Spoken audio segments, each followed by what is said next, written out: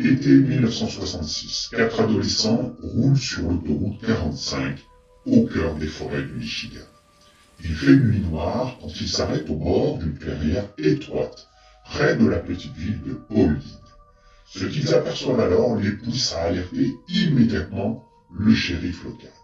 Ils en sont sûrs, une lumière danse à l'horizon. Pas une étoile, pas un phare, quelque chose d'autre. La lumière apparaît, disparaît, revient. Elle oscille comme une lanterne que quelqu'un balance en marchant. Parfois rouge, parfois blanche, parfois verte. Elle se déplace de gauche à droite, le long d'une ligne invisible, puis s'évanouit pendant plusieurs minutes avant de ressurgir. Le shérif vient constater, puis les journalistes, puis les curieux. Chaque nuit, la même danse recommence, toujours au même endroit, le long de cette trouée qui traverse la forêt dense. Au fil des décennies, ce sont des milliers de témoins qui racontent la même chose. Les explications fusent. Un ancien cheminot tué par un train fantôme qui agite sa lanterne pour prévenir d'un danger. Un Indien qui guide les âmes perdues vers l'au-delà, ou des reflets de phare sur l'humidité nocturne. En 2010, des étudiants du Michigan Tech mènent une enquête scientifique définitive. Ils plantent leurs instruments, analysent, calculent.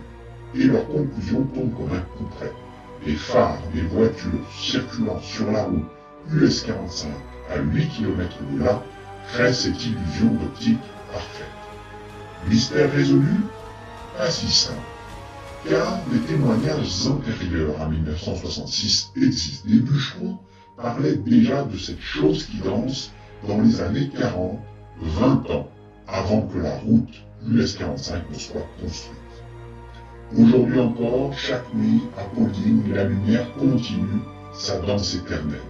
Les scientifiques ont leurs explications, les témoins ont leurs certitudes. Reste cette question troublante, si c'était vraiment les phares des voitures, les premiers témoins, ceux de 1945, ont vu quelque chose d'autre.